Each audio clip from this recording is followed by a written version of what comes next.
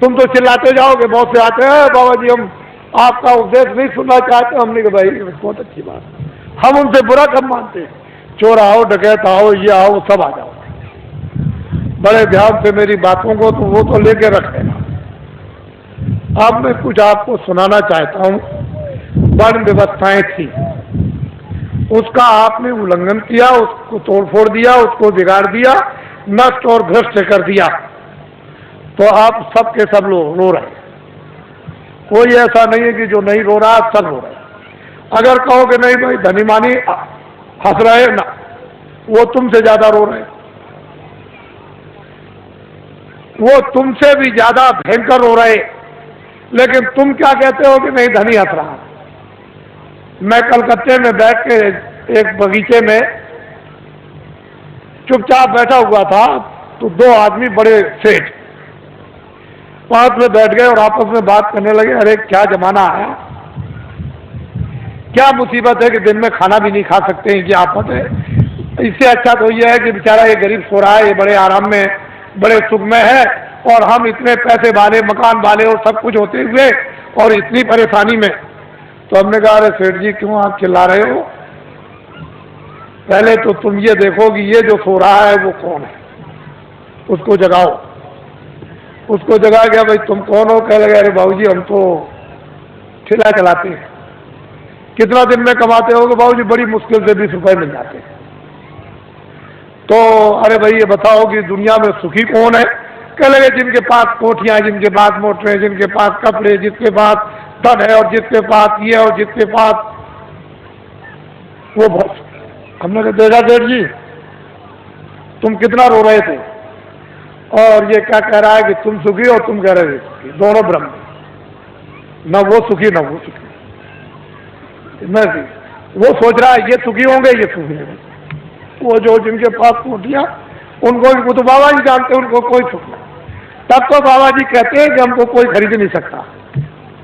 हिंदुस्तान में कोई पैदा ही नहीं हुआ कि बाबा जी को कोई अपने धन दौलत जवाहरात मकान और जमीन से खरीद ले। ये तो आप दिमाग से बात हमेशा निकाल देना, कोई हिंदुस्तान में बाबा जी को खरीद नहीं सकता। और बाबा जी इतने लक्ष्य के पक्के हैं कि मेरे पास बड़े बड़े नेता और लीडर और जो प्रधानमंत्री जो उनके लड़के चले गए वो भी मेरे पास पहुंचे और बड़ा उन्होंने लालच दिया। मैंने कहा इसका असर मेरे ऊपर में धूल के बराबर भी नहीं, लेकिन तुम देश का भला नहीं कर सकते, हम तुमको लिख करके देते हैं, आपके द्वारा देश का भला नहीं होगा। हम लिखते हैं आगे बड़ा आपके द्वारा नुकसान होगा देश का, और खूरेजी होगी देश की, और ये होगा और बर्बादी होगी और महंगाई होगा, सब जड़ दिया। और महात्माओं की बात नहीं मानोगे तो ये रास्ता खुदाली का नहीं, सब कुछ कह दिया। तो मतलब यह है कि बड़े लालच दिए जाते हैं। लोग सोचते होंगे कि शायद बाबा जी को कोई खरीद ले। यह कहो। अब मेरी बात बड़े ध्यान से यहां से आप शुरू करें। पहले तो ये आप बताइए कि आप किराए पर आए हो? ए बच्चियों मैं तुमको किराए पे लाया हूं? बोलो बच्चियों जोर से। पैसे को कह रही नहीं। तो ये बताओ बच्चे बच्चियों मैंने कुछ तुमको रुपया बांटा है? कहते नहीं बांटा। अब एक बात तो आपकी है साथ में, मेरे पास तो कोई बच्चा है नहीं, मैं अकेला फकत हूं। अगर तुम्हारी दृष्टि से देखा जाए तो मेरे पास कोई बच्चा। अब ये बताओ जब मेरे पास कोई बच्चा नहीं और मैं तुमको कहता हूं कि तुम किराए के मकान में, तो क्या मैं अमृत के मकान में? मैं भी किराए के मकान में, आपको भी छोड़ना मुझे भी छोड़ना। तो जब मेरे पास बच्चा नहीं तो मोह किसका, लोभ किसका, झूठ किसका, वादा खिलाफी किसके लिए, चोरी किसके लिए, संग्रह किसके लिए? तो मैं ये समझता हूं कि ये जितने खड़े बैठे हैं बच्चे बच्चियां, ये सब मेरे बच्चे हैं। उस दृष्टि से, ज्ञान दृष्टि से तो सब आप मेरे बच्चे हैं, और संसार की दृष्टि से आप अपने माँ बाप के बच्चे हैं। बात समझ में आई? मोटी बात को समझ लीजिए आप। बाबा जी को तो कोई राष्ट्रपति और प्रधानमंत्री बनना नहीं है, न इसकी कोई ख्वाहिश है। अब समझ लो अच्छी तरह से आप। कहीं आप सोचने लगो कि नहीं बाबा जी को कोई ख्वाहिश हो, अरे हमको राष्ट्रपति की और प्रधानमंत्री की भाई, हमारे पास तो जनता, इतनी जनता रहती है, और क्या है? जो झूठ बोला जाता, धोखा दिया जाता, बेईमानी की जाती, चोरी की जाती है, लोगों को सताया जाता, लोगों का धन इकट्ठा किया जाता, वो तो सब ये सब ये। तो ये भी आपको पता चल गया कि बाबा जी न प्रधानमंत्री बनते, न बनेंगे, न ख्वाहिश है, न इच्छा, न राशि। अब ये बातें बिल्कुल आपके सामने साफ हो गई। अब दूसरी बात तो अब कुछ नहीं।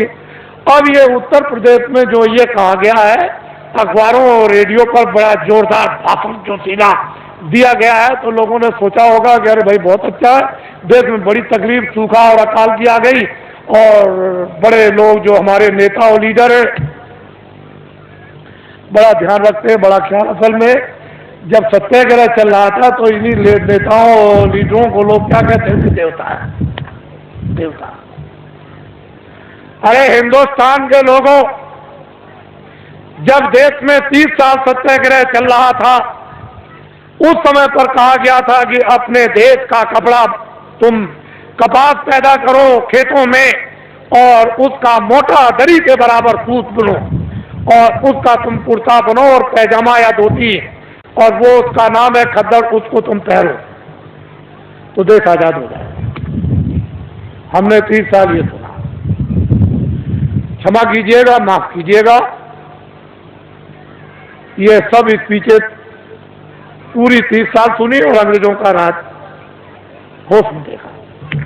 उनके कर्मचारी, अधिकारी, और उनके अगर कहीं कोई घटना हो जाए, कहीं पर कत्ल की घटना हो जाए, तो सारे जिले के अधिकारी टूट पड़े, मजाल है। लेकिन क्या,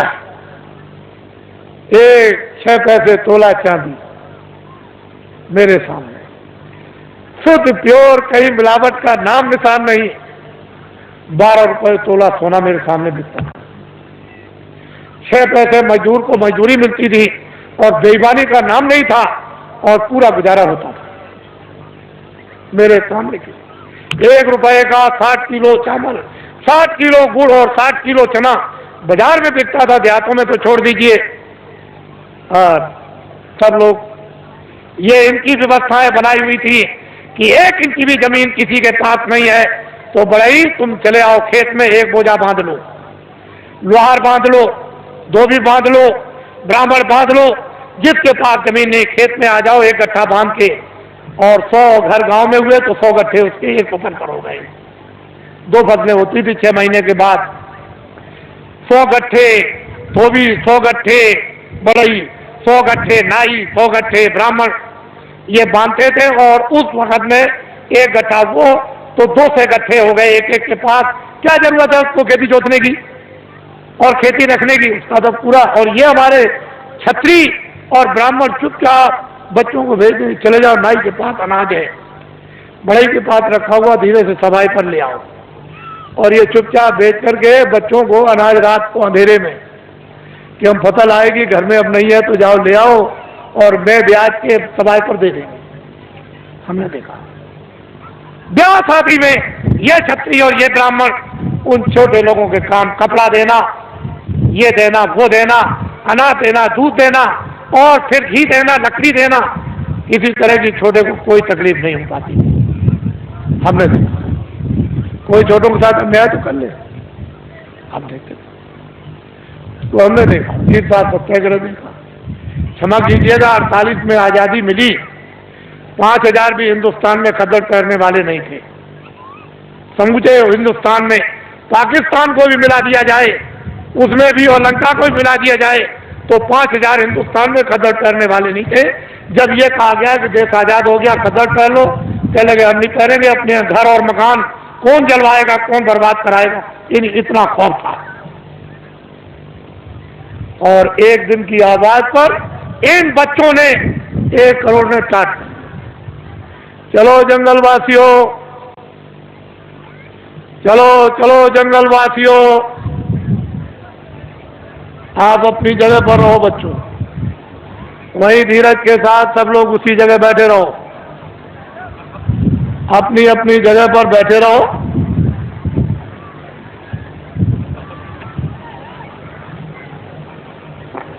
सब लोग बैठे रहो और अपनी आंखों से काम लो, कानों से काम लो, बुद्धि से काम लो। जल्दी चलो जंगलवासियों, एक दफे सबके सब भगवान को के नाम को बोलो जोर से, जय गुरुदेव।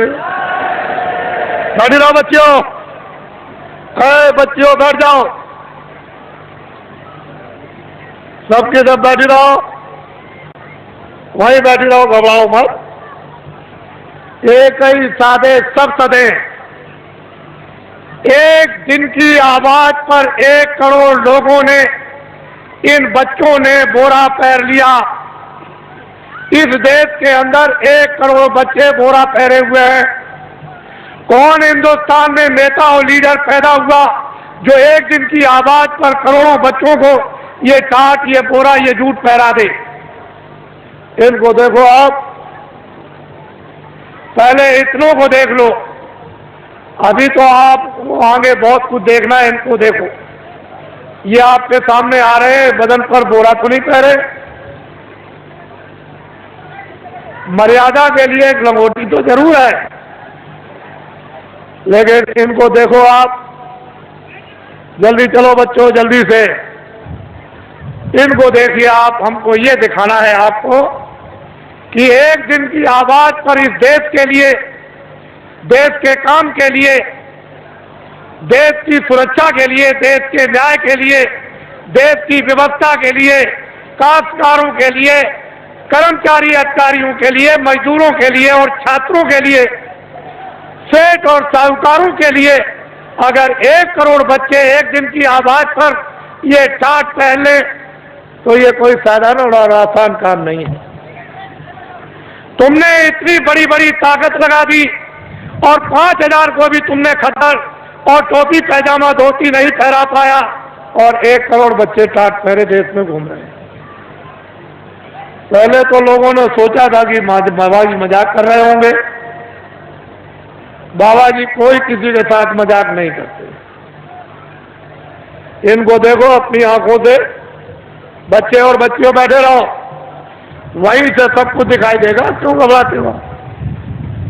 सब दृश्य दिखाई देगा, पूरा का पूरा। ये तो रात अंधेरे में तो हो नहीं रहा, ये तो आपकी आंखों के सामने रोशनी में हो रहा। बड़े ध्यान से आप इनको देखें और हमारी बातों को चुपचाप शांति से सुने। कोई बोलेगा नहीं बैठाने वाला, अपनी अपनी आवाज को बंद रखो। इनको देख लीजिए आप, फिर इस बात को बड़े ध्यान से सुने कि दिल्ली की लोकसभा में 1 साल का खर्चा जो एमपी, जो दिल्ली में उस पार्लियामेंट लोकसभा में बैठते हैं, साल भर का लोकसभा का केवल खर्चा 35 अरब का। कितने अरब का? जोर से बोलो। 35 अरब का। इस भारत की आबादी यानी भारत की जनसंख्या 2 अरब की। कितने अरब की? जोर से बोलो, कितने अरब की? मैं आपकी बुद्धि से पूछना चाहता हूं कि दिल्ली की लोकसभा में एमपी बैठ करके, शासन करने वाले बैठकर ढंढोरा पीट कर अखबार रेडियो पर कि 80 करोड़ 80 करोड़ और 80 करोड़ का लोकसभा में बैठ करके बजट बनाया जाए, तो मैं आपसे मोटी बुद्धि से पूछना चाहता हूं, 2 अरब की आबादी को पूरा पड़ जाएगा? और रेडियो पर आपने जो ढंढोरा पीट रखा है और जो नसबंदी और गर्भपात आपने जो कुछ भी करवाया और 4-4, 5-5 महीने के बच्चों को जो आपने गिरवा दिया, क्या ये हत्या नहीं है? ये अपराध नहीं है? अंग्रेजों के राज में एक भी अगर गर्भपात गिराया जाता था और पता चल जाए अधिकारियों को, तो न्यायालयों में जाकर के उसको सजाए मौत की सजा होती थी। आए देशवासियों, क्या वो कोई कानून नहीं था? इतने आपने गर्भपात गिराए, इतनी नसबंदी कर्मचारी अधिकारियों की आपने इमरजेंसी में इनको पकड़कर सेठ साहूकारों को, इन देवियों को और बच्चों को पकड़कर आपने इतना बड़ा, आपने जनसंख्या की कमी के लिए आपने जो काम किया, और इस समय पर 2 अरब की आबादी है। बोलिए आप फेल हो गए कि नहीं? बोलिए फेल हुए कि नहीं? हमने भी मेरठ देखा था 50 साल पहले, हमने भी दिल्ली 50 साल पहले देखी थी।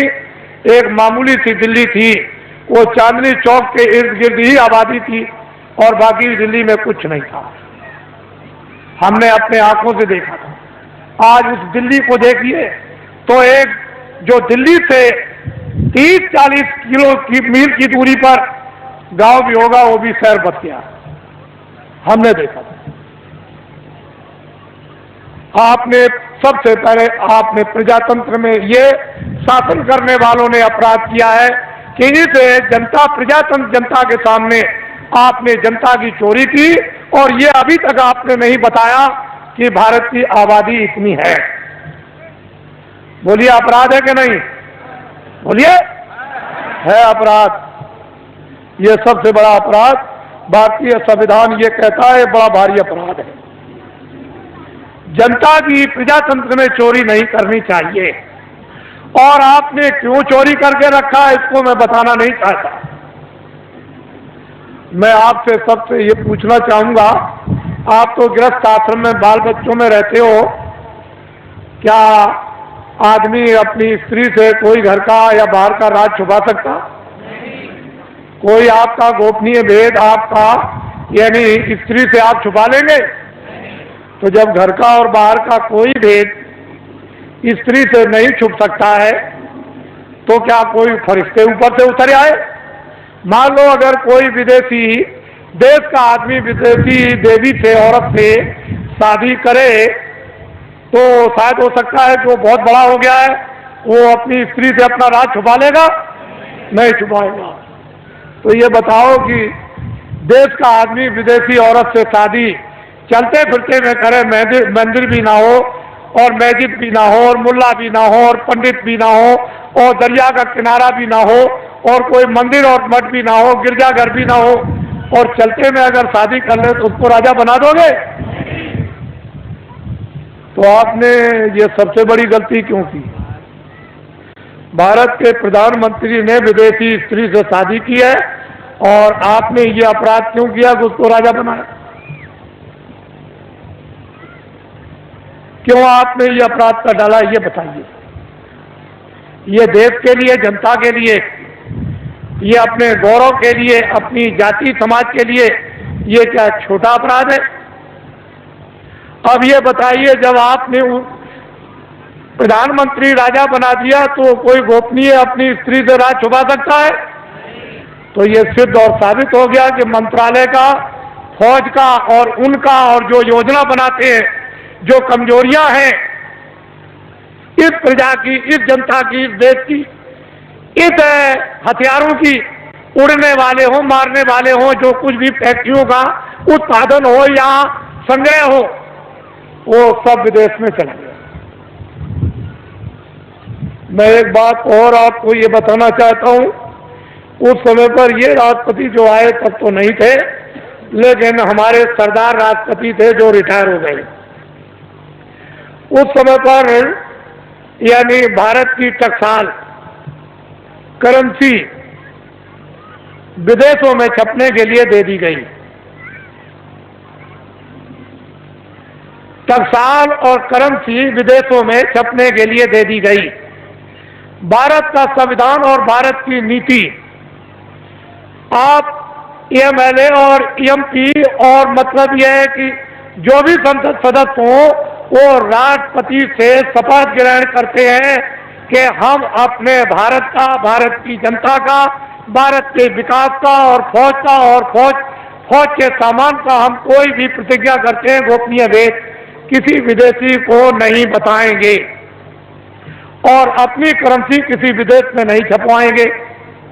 फिर राष्ट्रपति न्यायाधीश, जो मुख्य न्यायाधीश दिल्ली में रहते हैं सुप्रीम कोर्ट में, उनसे शपथ लेते हैं कि हम कोई भारत की जनता के खिलाफ यानी गोपनीय ऐसा राज ओपन नहीं करेंगे जिससे हमारे देश का और भारत की जनता का नुकसान हो जाए। और अगर आप ये गोपनीय राज भारत और भारत की जनता का फौज और फौज के सामान का अगर आपने ओपन कर दिया तो संविधान का अपराध आप लोगों को लग गया। वो करेंसी टकसाल विदेशों में छपने लगी। मैं ये बताना चाहता हूं कि जो टकसाल, जो करेंसी विदेशों में रुपया छप रहा और छपाया जा रहा और बताया जा रहा, क्या उस पर राष्ट्रपति के कोई हस्ताक्षर हुए? आपको ये बताया गया राष्ट्रपति द्वारा कि हस्ताक्षर हो गए राष्ट्रपति के विदेश में भारत की करेंसी इस देश को चलाने के उत्पादन के लिए और खुद और समृद्धि के विकास के लिए बाहर छपाई जाएगी। कोई राष्ट्रपति और उपराष्ट्रपति का कोई दस्तखत हुआ? आपने कभी सुना? तो आप क्या छत्री हो? क्या हो आप? कौन सी मूछ लगाई आपने?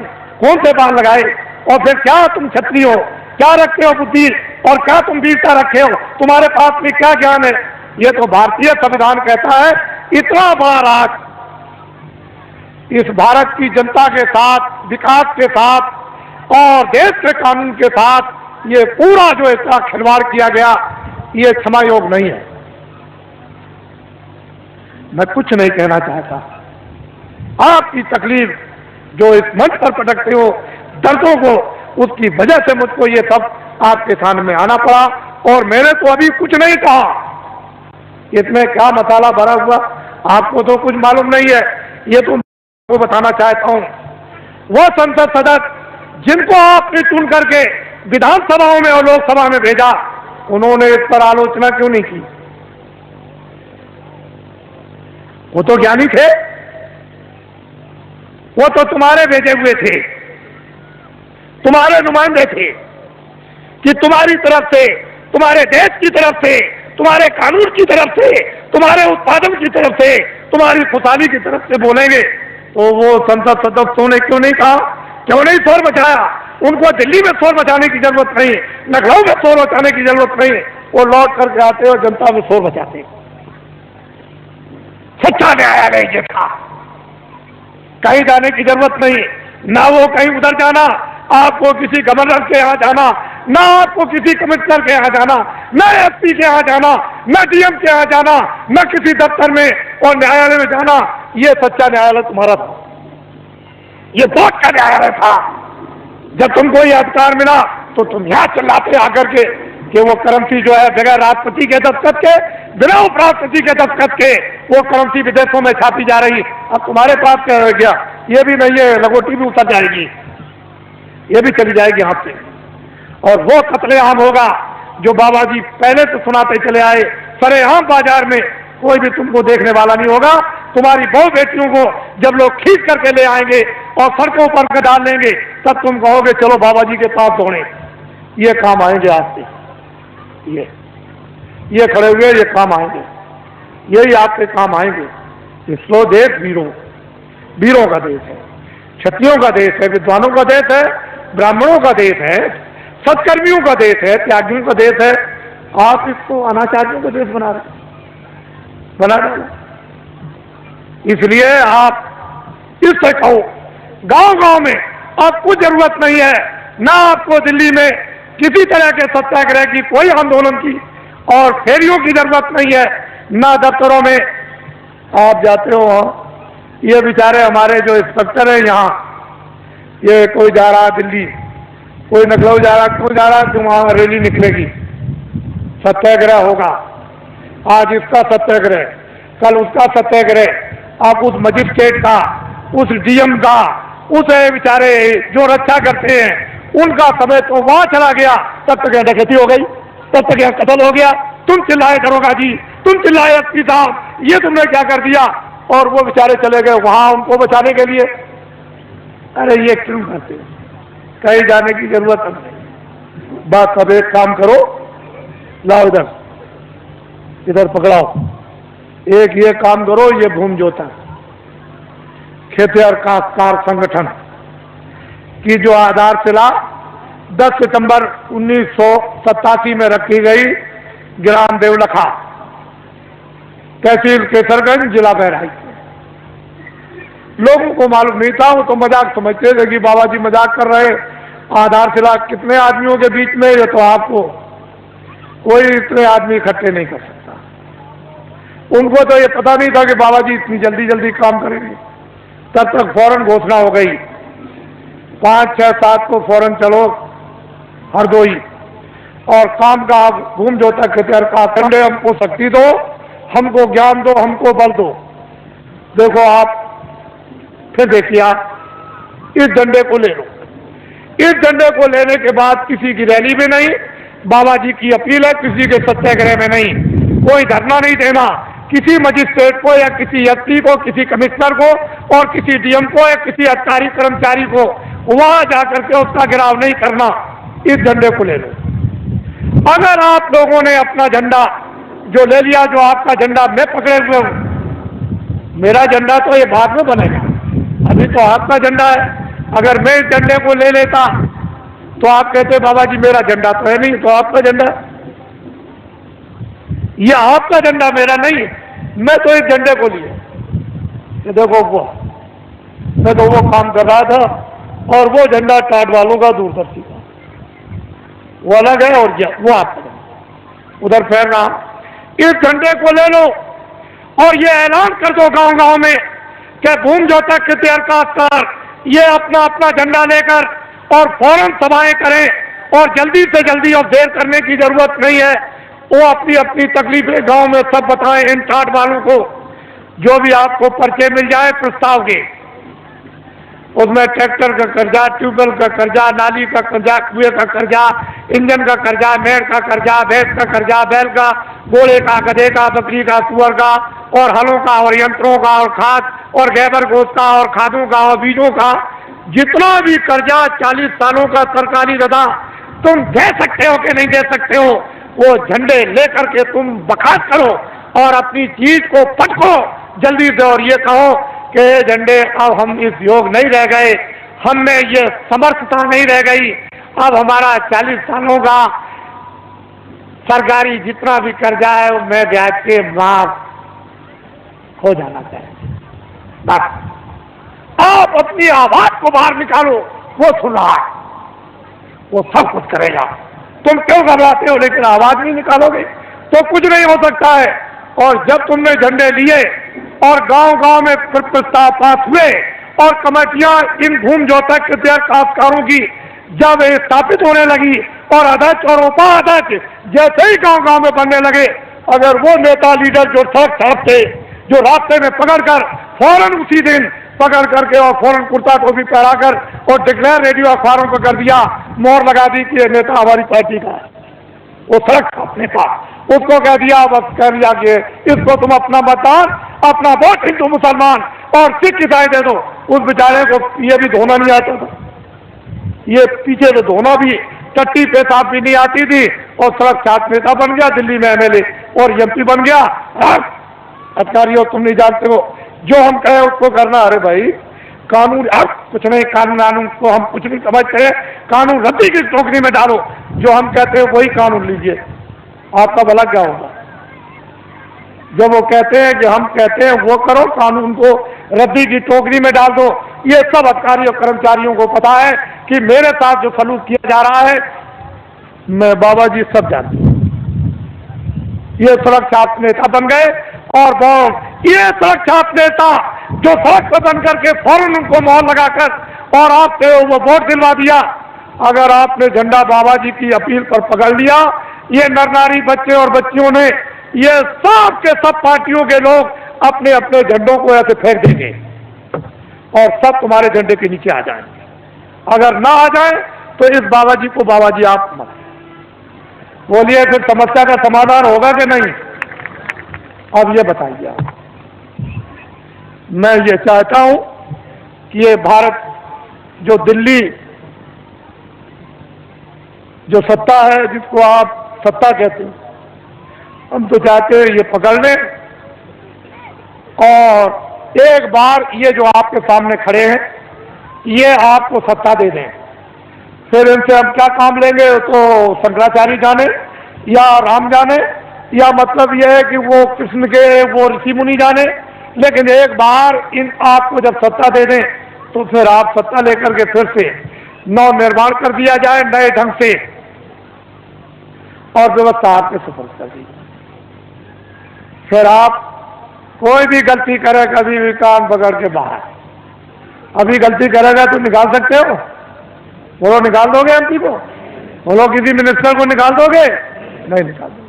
तो तुम्हारा अधिकार ही क्या रह गया? जिस आदमी को वोट देने का अधिकार, उसको पूरा पूरा राइट उसको निकालने का भी है, ये आपको मिलना चाहिए। ये नहीं मिलेगा खास करके सामाजिक अधिकार ये सबको था कि समाज में न्याय के अधिकार सबको गांव गांव में थे और सब बिना पैसे के न्याय गांव गांव में होते थे। वो अपने बच्चे को भी नहीं छोड़ते थे न्याय करने वाले, उनको भी सजा देते कि तूने गलती किया, 5 रुपए का प्रसाद ला करके वो बांट दे और माफी मांग कान पकड़ के वो अपने बच्चों से भी माफी मंगवाते थे। तो आपके पास क्या कुछ है? इसलिए गांव गांव में तो पहले भूमि जोतक हितैषी काश्तकारों की सभाएं, फिर उसका अर्थ और मतलब, फिर उसके बाद उसका प्रस्ताव काम होगा, उसके बाद है फिर उसका चुनाव। और जल्दी से जल्दी देर करने की जरूरत नहीं है, जल्दी करो।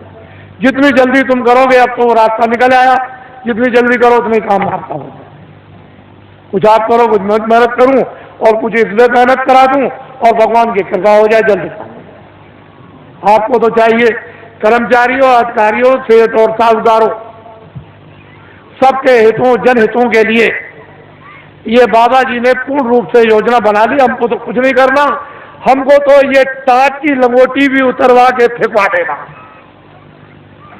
और दिल्ली की जिस पार्लियामेंट में 35 अरब रुपया साल में खर्चा होता है, उस पार्लियामेंट को उठा करके और जंगल में फूस की पार्लियामेंट बनवा करके और साल में 10 ही करोड़ खर्चा हो। और इन लंगोटी के या गैर लंगोटी के द्वारा देश का एक बार संचालन करा दिया जाए और दुनिया को यह दिखा दिया जाए, ये हिंदुस्तान की बात नहीं, दुनिया को यह दिखा दिया जाए कि 40 वर्षों का हिंदुस्तान का सरकारी कर्जा लदा हुआ भूमि जोतक हितैषी काश्तकारों पर वो माफ और कर्मचारी अधिकारियों को जितना वेतन, यानी छोटे से छोटा और बड़े से बड़ा 10,000 वो, और सेठ और साहूकारों की जो काली ब्लैक मनी है वो सब की सब बिना अपराध और बिना किसी टैक्स के ये सब की सब वाइट करवा दी जाएगी। और इन पर कोई किसी तरह का आपको लाइसेंस नहीं देना है, सब लाइसेंस यानी फ्री कर दिए जाएंगे और सबको छोटे बड़े कारखाना लगाने का इनको अधिकार दे दिया जाएगा कि तुम छोटा से छोटा बड़े से बड़ा कारखाना लगा दो। आपको ये क्या मालूम, ये तो संकेत है, ये झंडा आपको पकड़ना है। इसलिए अब आप तैयारी करो कि आपने गलती की है, आपने अपराध किया है। एक तो वास्तव में मानवता का, इंसानियत का अपराध, फिर विधान का अपराध, फिर ईश्वर की तरफ से, फिर ऋषि मुनि महात्मा रामायण गीता की तरफ से, आप कुरान की तरफ से गुनहगार। अब गुनाह आपका कब जाएगा? ये जो आपकी दौलत को लोगों ने पनडुब्बियों में, तोपों में, हवाई जहाजों में, इसमें सामान के लाने, सामान के ले जाने में, हीरे जवाहरात की खदानों में इकट्ठा करने में और फिर ये योजनाओं के बनाने में और बाहर से जो कर्जा ले आए उसमें से 75% ये सब खा गए विदेशी बैंकों में। 22 मुल्कों में, यही आपके पास में नेपाल है, यहाँ के मिनिस्टरों ने, लोगों ने इतना रुपया नेपाल की बैंकों में जमा कर दिया है। इतना रुपया जमा किया, अगर नेपाल का ही खाली रुपया हिंदुस्तान का जमा किया हुआ अगर वापिस आ जाए तो जितना भी बात से आप कर्जा ले आए हो वो कर्जा और ये ब्याज ये पूरा का पूरा अदा हो जाएगा और बहुत सा विकास भी हो जाएगा। इतना यहाँ नेपाल में रुपया आपका जमा, जो भारत की गरीब जनता का आपने जमा किया है, और ये सब कुछ पता चल गया है। इसकी सबकी इंक्वायरी कौन कराएगा? ये भूमि जोतक हितैषी काश्तकार ये कराएगा। हमने तो ये कह दिया है कि दफ्तरों का ऑडिट करवा दिया जाए तो 20-20 साल की सबको सजा होगी, लेकिन हमने अपने कर्मचारी अधिकारियों को पूर्ण रूप से जनता के सामने बता करके निकाल दिया कि ये कोई भी मतलब ये भ्रष्ट नहीं है, इनमें से कोई भी भ्रष्ट नहीं है, न कर्मचारी, न अधिकारी, न छोटे न बड़े, न पुलिस के और न पुलिस के अधिकारी, न इनकम टैक्स, न सेल टैक्स, और हमारे सेठ साहूकार भी नहीं है और छात्र भी नहीं है और हमारे काश्तकार भी भ्रष्ट नहीं। ये व्यवस्था भ्रष्ट है। इसलिए हमने अधिकारियों कर्मचारियों को निकाल दिया और जनता से अनुरोध किया है कि कभी भी ये मत सोचना कि अगर कभी तुम कहो कि ऑडिट कर दिया जाए तो देखें कौन, तो ये गुनहगार और ये अपराधी नहीं है, ये बिल्कुल आपके सामने छोड़ दिए गए। अब ये कौन आएगा गलत में, जहां से संचालन होता है, यह तो उनके ऊपर आकर के पड़ेगा कि आपने कर्मचारी अधिकारियों को काम क्यों नहीं करने दिया, तो कहीं ना कहीं तो बात फंसेगी आकर, लेकिन ये बिल्कुल निकल जाएंगे। हमने पूरी जनता को बता दिया और बराबर बताते रहेंगे, हमारा कोई भी कर्मचारी अधिकारी भ्रष्ट नहीं है और कोई भी भारतीय संविधान में कानून में नहीं आता, क्योंकि अगर मंत्री गलती कराएंगे तो ये बेचारे रोजी रोटी अपनी कमाते हैं बाल बच्चों के लिए, इनका जरा भी दोष नहीं है, दोष उनका है जो करवा रहे हैं। बोलो है कि नहीं, करवाने वाले का दोष है, इनका कोई दोष। अगर इनके पास जमीन होती और जागीर होती तो इनसे कह देता कि नौकरी छोड़ दो, लेकिन अब जमीन और जागीर नहीं है तो मैं कह भी नहीं सकता, फिर नहीं कह सकता, इसलिए कोई दोषी नहीं है। आप इस पर गंभीरता से आप विचार करो। अब आइए एक आपको पहले एक कहानी सुना दें। एक राजा का राज था, राजा के राज में प्रजा बड़ी सुखी थी। अपनी जगह बैठ लो बच्चों, राजा अभी बैठे रहो, देर लगेगी, अभी बैठे रहो, देर लगेगी। राजा के राज में प्रजा, अभी सब चीजें देखो, अभी देर है। राजा के राज में प्रजा बड़ी दुखी थी, सुखी थी, हर तरह से संपन्न थी, न्याय से, खुशहाली से, समृद्धि से, सोने से, चांदी से, कपड़ों से, अन्न से, व्यवहार से, उठने से, बैठने से, सेवा से, मोहब्बत प्यार से, सबसे सुखी थी। 2 बच्चे थे, राजा ने अपने बच्चों को महात्माओं के आश्रम में पढ़ने के लिए भेज दिया। अकस्मात कोई सहयोग की बात, अकस्मात राजा का देहांत हो गया। प्रजा बहुत रोई, मेरा धर्मात्मा, मेरा बड़ा पुण्यात्मा, मेरा राजा, बड़ा अच्छा राजा हमारा चला गया, अब हमारी देखभाल कौन करेगा। तो लड़कों को बुलवाया विद्वानों ने कि भाई बिना राज के राज तो ठीक नहीं है, तो इसलिए एक काम करो कि अब भाई ये तो स्थान ग्रहण कर लो। तो जो बड़ा बच्चा था उसको बैठाया कि अब तुम राजा बन जाओ, ये तुम्हारी प्रजा और तुम राजा हो जाओ। राज तिलक कर दिया, गद्दी पर बैठा दिया और सुना दिया प्रजा को, ये राजा हो गया और तुम्हारी अब देखभाल करेगा। उस बेचारे को अनुभव तो कुछ था नहीं पूरा, क्योंकि अब महात्माओं के आश्रम में जब गए थे तो पढ़ा तो नहीं। बस थोड़े दिनों के बाद प्रजा दुखी रहने लगी, प्रजा में गड़बड़ी होने लगी, प्रजा रोने और चिल्लाने लगी। राजा बहुत कुछ सोचे कि मैं क्या करूं, मैं बहुत उपाय करता हूं लेकिन प्रजा को कोई सुख नहीं मिल रहा। तो होते होते प्रजा चिल्ला पड़ी, राजा खराब है, राजा खराब है, राजा खराब है। किसी ने कहा कि अरे भाई आपकी सारी प्रजा कह रही राजा खराब, एक महात्मा जी पहाड़िया पर रहते हैं, तो तुम चले जाओ और जाकर के उनसे प्रार्थना करो कि हमारे राज पर संकट आ गया, तो इस संकट को किसी तरह से कृपा करके दूर कर दीजिए। राजा गया, बेचारा गया पहाड़िया पर, देखा वह महात्मा, उनको प्रणाम किया और कहा कि राजन तुम अब कैसे आए, इतनी देर तुमने कैसे की। चले महाराज मुझे तो मालूम था नहीं कि इस पहाड़िया पर कोई महात्मा रहते हैं कि तुम्हारे राज में, तुमको ये नहीं मालूम कि महात्मा रहते कि नहीं रहते, फिर तुम्हारा राज कैसा। चले महाराज बड़ा संकट आया है, कृपा कर दीजिए हमारा संकट प्रजा का चला जाए। और सारी प्रजा रो रही, तो उन्होंने कहा अच्छा एक काम करो, किताबों में लिखा हुआ है कि प्रजा पर, परिवार पर, शरीर पर कोई संकट अगर आ जाए, चाहे राजा हो, तो भगवान नाम का जाप करा ले तो ये तकलीफ दूर हो जाएगी। जाओ अपने राज्य में बड़े बड़े विद्वानों की खोज करो और खोज करके महल में बैठा करके भगवान नाम का जाप करा लो, तो तुम्हारा और प्रजा का संकट कम भी हो जाए, हो सकता दूर भी हो जाए। राजा उधर से आए, अधिकारियों को दे दिया कि जाओ तुम चले जाओ विद्वानों की खोज करो। एक विद्वान मंदिर में जल चढ़ा रहे थे शिव जी के, जब बाहर निकल के आए तो देखा चंदन लगा, तुम्हारा आप कौन है? कह लगे मैं तो ब्राह्मण हूँ। कह लगे बस आप ही की तो तलाश के लिए मैं आया था, और चलिए चलिए राजा ने आपको याद किया है, जल्दी चलिए आपको और कुछ नहीं करना, राज पर संकट आ गया, भगवान नाम का जाप कर दो, आपको दक्षिणा मिलेगी। जब वो गए तो सब सामग्री देकर के जाप करने के लिए बैठाया, तो ब्राह्मण बोले, कह लगे भाई ठहर तो जाओ, जरा हमको सोच लेने दो कि हम शंकर की का जाप करें कि राम का जाप करें कि कृष्ण का जाप करें कि देवी का जाप करें कि गंगा जमुना का। कुछ देर तक वो सोचते रहे, जब उनकी समझ में कुछ नहीं आया तो धीरे से वो बोलने लगे कि क्या जाप करूं क्या न करूं, कौन सा जाप करूं कौन सा न करूं, किस नाम का जाप करूं किस नाम का न करूं। धीरे धीरे बोलने लगे कि क्या जाप करूं क्या न करूं, क्या जाप करूं क्या न करूं, क्या जाप करूं क्या न करूं, क्या जाप करूं क्या न कर जाप। ये भगवान नाम का जाप होने लगा। तब तक किसी ने कहा राजन एक विद्वान को और बैठा दीजिए तो राज का संकट जल्दी दूर हो जाएगा। तो अधिकारियों को भेज दिया, एक ब्राह्मण को और पकड़ जाए। कह लगे महाराज आपको दक्षिणा मिलेगी, आपको क्या करना, भगवान नाम का जाप करना, राज पर संकट आ गया वो दूर होना चाहिए। दूसरे ब्राह्मण आए, जब वो बैठ गए तो कहा महाराज अब जाप कीजिए। उनका भाई ठहर जाओ। उनसे जरा होशियार थे, उन्होंने सोचा कि भाई ये कितने दिनों से जाप कर रहे हैं, तो कई दिन उनको लग गए।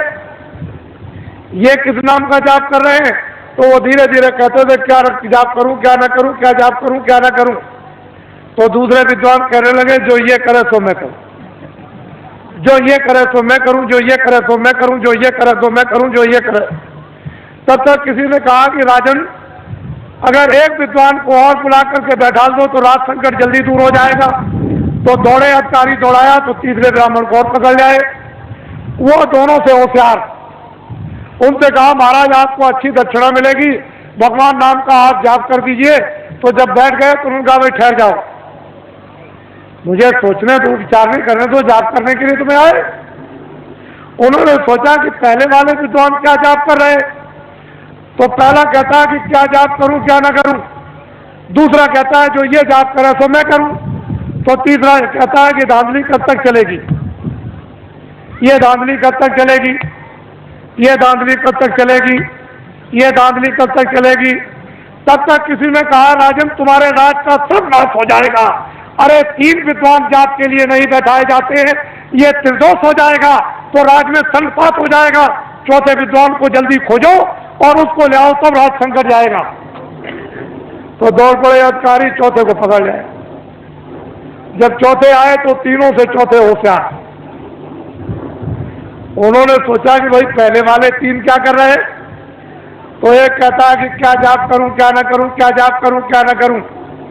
तो दूसरा कहता है जो ये करे सो मैं करूं, जो ये करे सो मैं करूं। तो तीसरा कहता है ये धांधली कब तक चलेगी, ये धांधली कब तक चलेगी। तो चौथा कहता है कि जब तक चलेगी जब तक सही, जब तक चलेगी जब तक सही, जब तक चलेगी जब तक सही, जब तक चलेगी जब तक। ये चारों जाप कर रहे हैं। एक कहता है कि क्या जाप करूं क्या ना करूं, दूसरा कहता है जो ये करे तो मैं करूं, तीसरा कहता है ये धांधली कब तक चलेगी, ये धांधली कब तक चलेगी।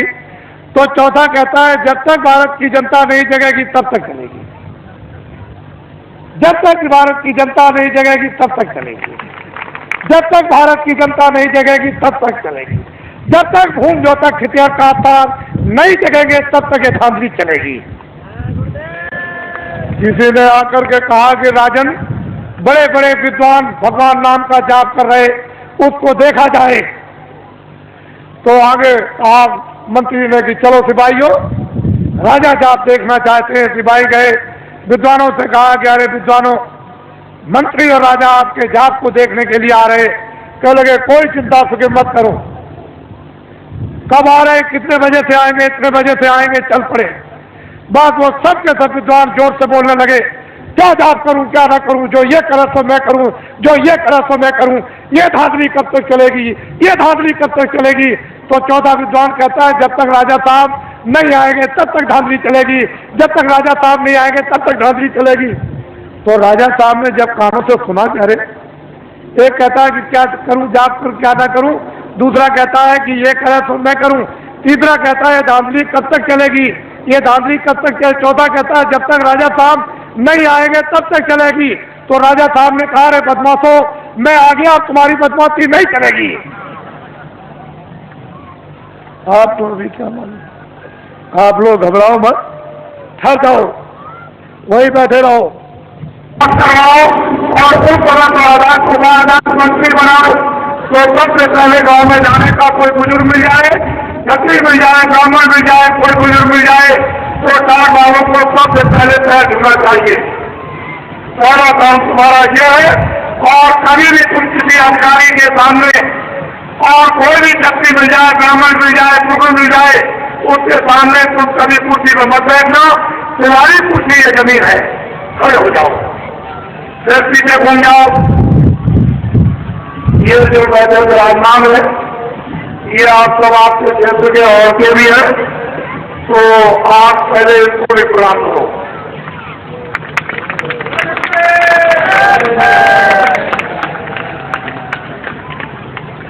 इनको देखिए आप, बाबा जी चाहते हैं कि जो व्यवस्थाएं, सब व्यवस्थाएं जो खत्म हो गई, ये बड़े बड़े लोग बैठे हैं सामने और पीछे, ये जिम्मेदार थे, जागीरदार थे, ये कोई काम नहीं करते थे। इनका काम क्या था कि लोगों को न्याय देना, लोगों को न्याय दिलवाना, रक्षा करने और वक्त पर उनके काम आना।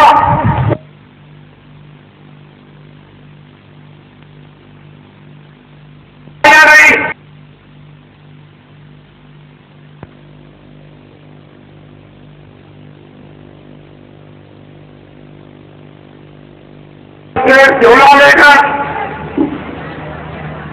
पीछे पीछे जो राम ने वरदान दिया था, जब भगवान राम जा रहे थे सम्राट को तो नर नारियों के साथ में विदा करने के लिए हिजर भी गए। भगवान राम ने कहा कि जाओ नर नारी, तुम अयोध्या लौट जाओ, हम जल्दी वापिस 14 वर्ष पूरे करने पर आ जाएंगे।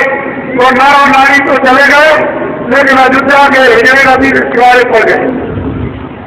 जब भगवान राम लौट कर आए और नदी पार करने लगे तो वहां बहुत लोग पड़े हुए, पूछा तुम लोग कौन हो, क्या सरकार हमको अयोध्या भेजे?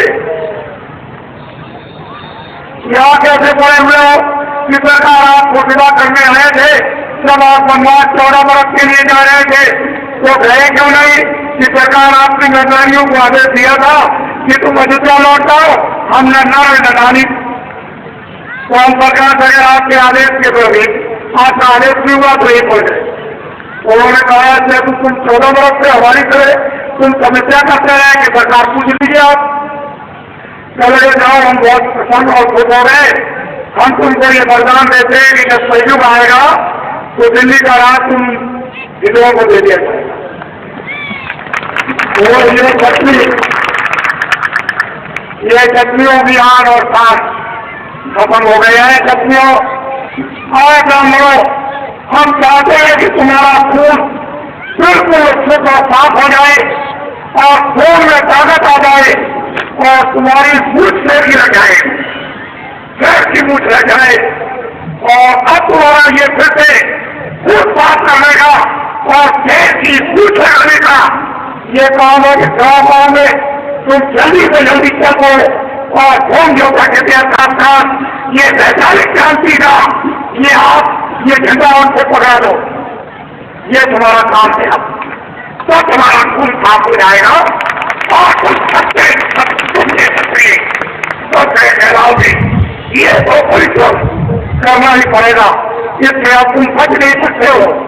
ये तुम्हारे लिए बहुत उत्साह है और इससे भी और कठोर काम आएगा। फिर तुम क्या करोगे? ये तो अभी सस्ता करो, खड़ा हो जाओ और पीछे मिल जाओ। ये इस मैदान में हमारे बहुत से मनाना और प्रेरक का सामान आया है। ये लोग ये कहते आए कि सामान का हमको पैसा दे दीजिए। क्या होता है ये सामान लेना हमको किराया देने को मिले?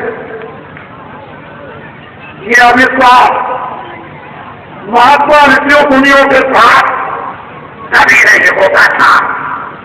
ये अविश्वास इसलिए सबसे पहले आप जिन लोगों ने अविश्वास इस साल में और धर्म के काम पर किया है उनको भी आप प्रणाम करो। और सब विश्वास थे, एक पैसे की गलती नहीं। और जो कुछ भी आपने सामान दिया है उसका आपसे पूरा जो वादा किया है कि हम किराए का देते हैं पूरा किराया आपको मिलेगा। किसी को किसी चीज की घबराने की जरूरत नहीं। जब तुम आश्रम कराओगे बाबा जी तुम सही बैठे रहे तो हमारे नाम से लाखों रुपए का सामान ला सकते हो, लेकिन लोग जानते हैं कि एक नए पैसे की गलती नहीं, हल हो जाओ, फिर पीछे घूम जाओ और फिर तेजी से पीछे घूमो। ये हमारे अधिकारियों ने बहुत मेहनत की, कर्मचारियों ने, और हमारे जो स्कूल का ये मैदान है छात्रों का, उन्होंने शायद लोगों ने जिन्होंने इस मैदान में योगदान दिया। खड़े हो जाओ, ये हमारी माताएं आई है जिससे तुम पैदा किया हो, फिर वो प्रणाम करो। ये हमारी माताएं हैं, तुम इनके पैदा हुए तो प्रणाम करो। इनके सामने तो वादा कर रहे हो, ये वादा एक भी झूठा नहीं होना चाहिए, क्योंकि ये वादे उससे गया इनके सामने। तुम बस समझ लो, जिन्होंने इनके सामने का वादा पूरा कर दिया बस समझ लीजिए, वो मुझे प्राप्त कर जाएगा। और माताओं के सामने का जिसने वादा पूरा नहीं किया वो समझ लीजिए आप कि चला गया। जैसे सोने के लंका रावण की चली गई वैसे खड़ा हो जाओ, फिर पीछे घूम जाओ और फिर पीछे घूमो। मैं जरा सबका दर्शन करूंगा, क्योंकि सब बच्चियां हैं, बच्चे हैं, फिर तो बाबा जी दूर खड़े हुए हैं, तो जरा नजदीक से देख ले। कभी इच्छा करते हैं कि बाबा जी को नजदीक से देखा जाए, तो बैठे रहो आप दबाओ नहीं, मैं उधर से आऊंगा और सबका दर्शन करता हुआ फिर जाए।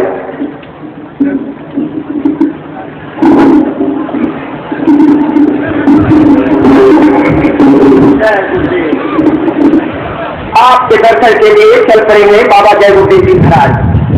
हस्तिनापुर की ऐतिहासिक धरती पर हम सभी लोग उस प्रभु को याद कर रहे थे जिसने जुल्म और अत्याचार को खत्म करने के लिए महाभारत की रचना किया था।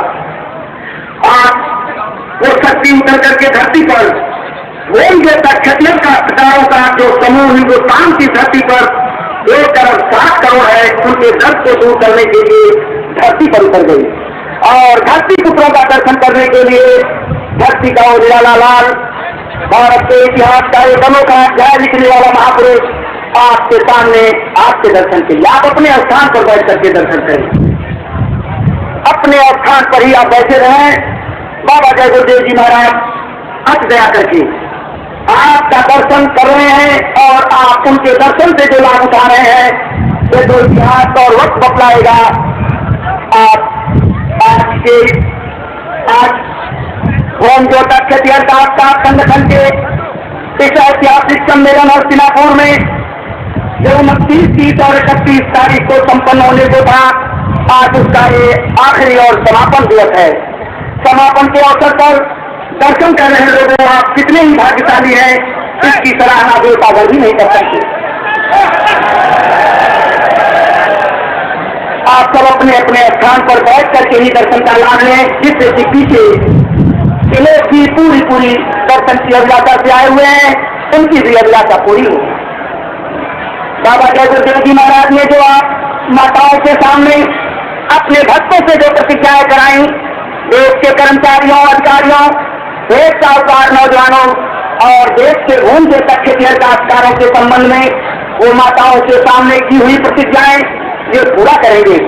बीच में गुरु हैं आज इस हस्तिनापुर की ऐतिहासिक धरती पर। जय गुरुदेव।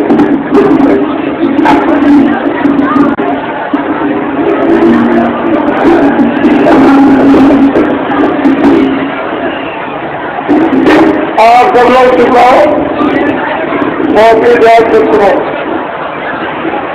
ये अवसर बार बार नहीं मिलता, बड़ी मुश्किल से ये अवसर मिलाओ।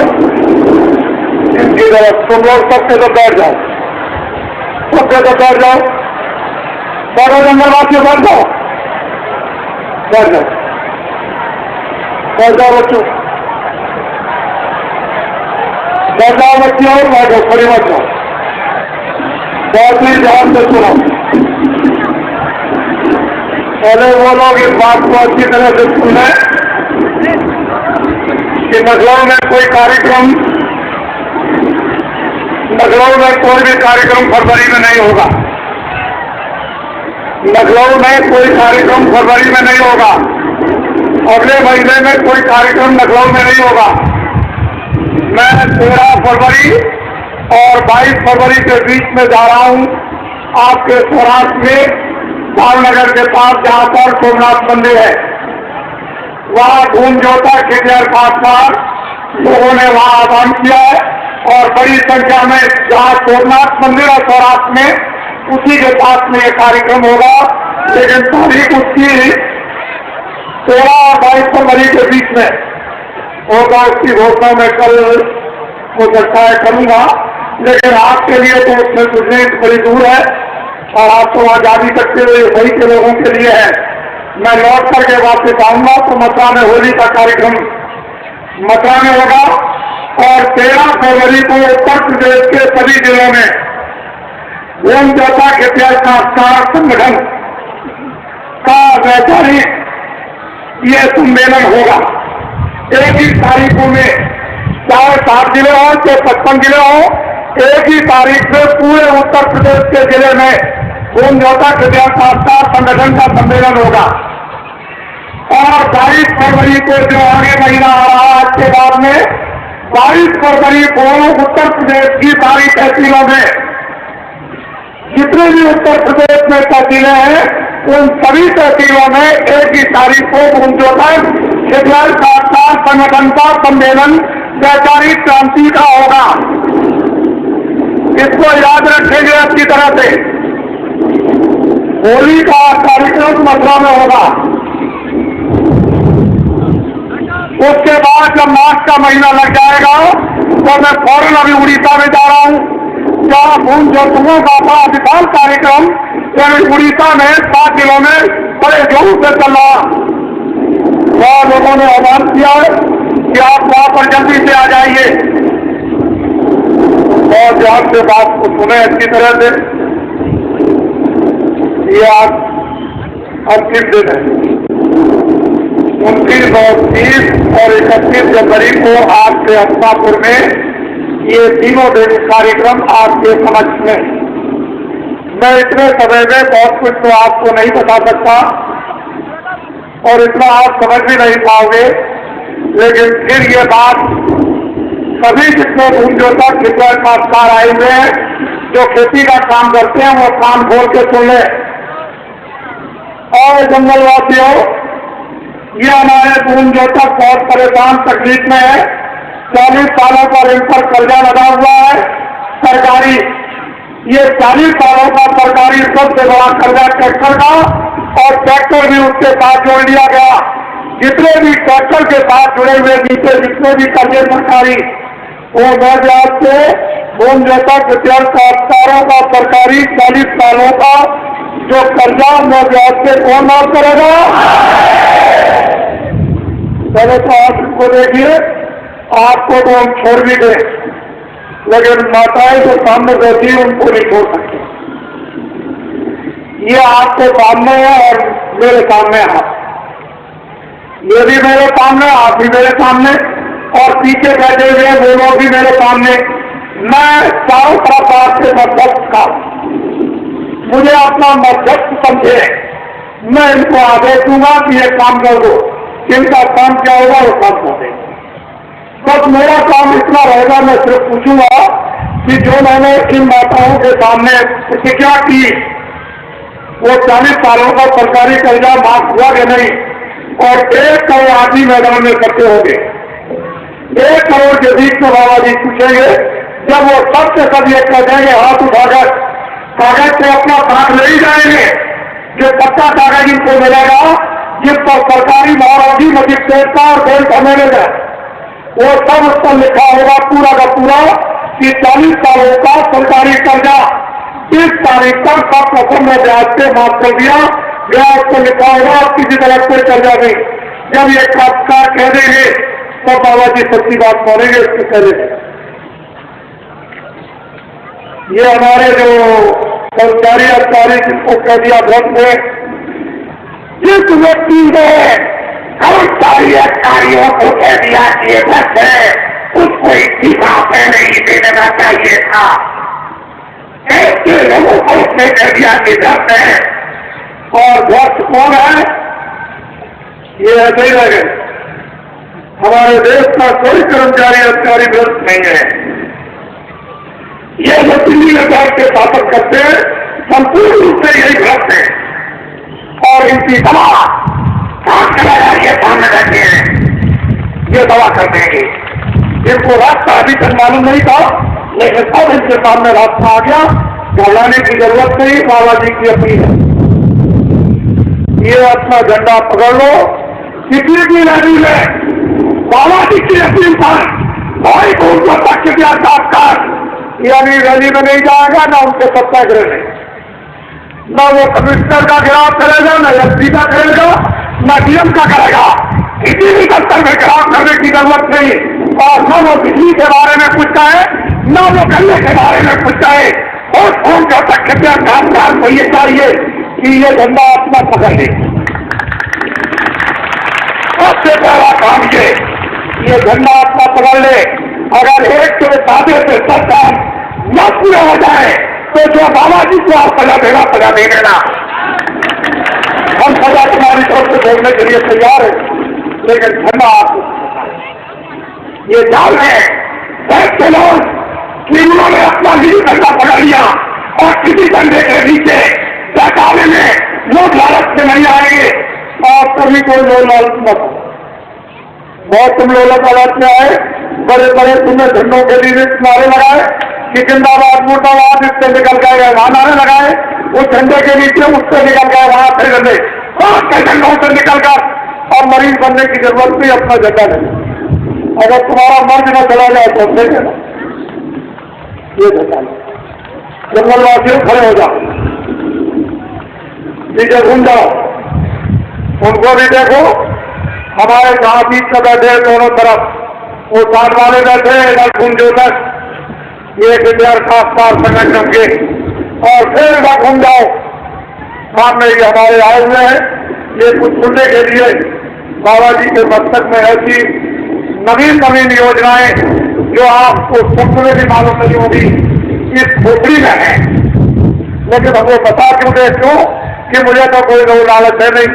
मैं इतना ही आपको बताना चाहता हूं कि जो लोग ये कहे कि कौन योजना के लिए खासदारों का सरकारी कर्जा 40 सालों का मैं ब्याज के माफ कर दिया जाएगा, अगर वो लोग आपको ये कहे कि बैंक सभी हिंदुस्तान से बंद हो जाएंगे, तो उनसे ये कह देना हिंदुस्तान का कोई बैंक बंद नहीं होगा और रुपया रखने के लिए उन बैंकों में जगह नहीं रहेगी।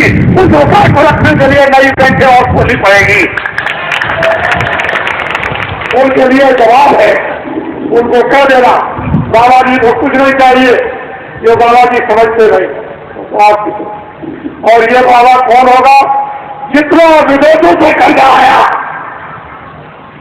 इस भारत के विकास के लिए, इस जनता की सेवा के लिए, वो तो 75% खर्च कर गए। बाबा जी जब तुम झंडा पकड़ लोगे अपना किसी भी रैली में और सत्याग्रह नहीं जाओगे, और दिल्ली की सत्ता जब आपको दे दी जाएगी तो बाहर के विदेशों के राष्ट्रपतियों को बुलाया जाएगा। बोलिए आपने कितना कर्जा दिया, सबसे पहले इस कर्जे को माफ कीजिए। मैं पहला व्यक्ति हूँगा कि जो विदेशों से कर्जा मिला वो पहले से ब्याज से माफ करवा दूंगा। जब भारत का विकास हो जाएगा तो विश्व के जिन्होंने कर्जा दिया उन राष्ट्रपतियों को बुलाऊंगा और ये कहूंगा कि भारत हमारा प्रेम और गौरव भरता है, ये अपना कर्जा मैं ब्याज से वापस ले जाऊंगा, वापस ले जाऊंगा। हमारे देश का नाम सदा से होता आया और वो हमारा सिद्धांतवादी देश है, चरित्रवान सदाचारी। लेकिन इन लोगों ने ये हिजरा बस्ती के आप न करें सरकार में, अब तो बस्ती खत्म हो रहा है उसका, और तुम भी अब तक जाओगे। अब क्या है, नीचे घूमो, सामने घूम जाओ और एक दूसरे से प्रणाम करो।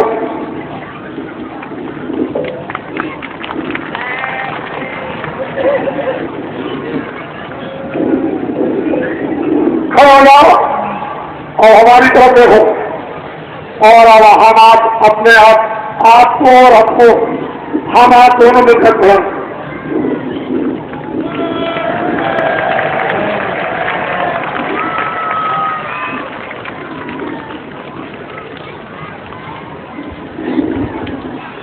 बोलो, आपकी समझ में कुछ आया?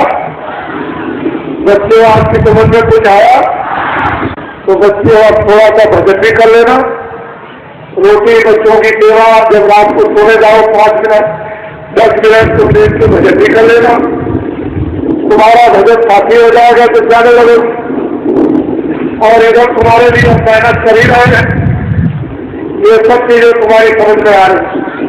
और धीरे से आप 7:30 बजे आपको और उसकी बात सुनाएंगे। आपको आज 7:30 बजे आज अंतिम दिन है। 7:30 बजे और उसी चीज सुनाई जाएगी। खड़े हो जाओ जंगलवासियों और इधर को बन जाओ सूरज की तरफ।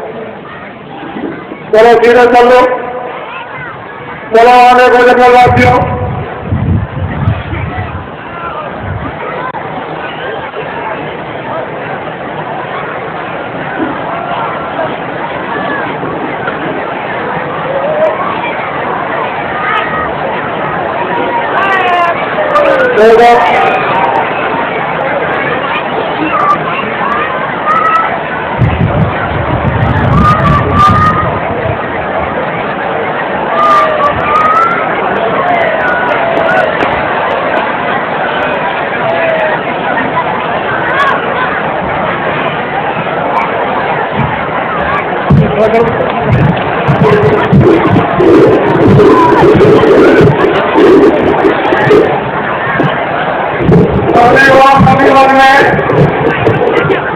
अपने भाई उनके काम करेंगे, किसी को दिखाने की जरूरत नहीं है। गाँव गाँव में आप ये जगह है पुराने होगा और वहाँ को देखेंगे, ये फिर देखेंगे कि आपने क्या काम किया, कितनी आपने मेहनत की। ये बाबा जी फिर देखेंगे। बाबा जी ऐसे नहीं है कि आपको छोड़कर के इतनी जल्दी चले जाएंगे। ऐसा नहीं, जब एक बात पकड़ लेते हैं तो छोड़ना नहीं चाहते। बोलो जय गुरुदेव, जय गुरुदेव, जय गुरुदेव, जय गुरुदेव, जय गुरुदेव, जय गुरुदेव।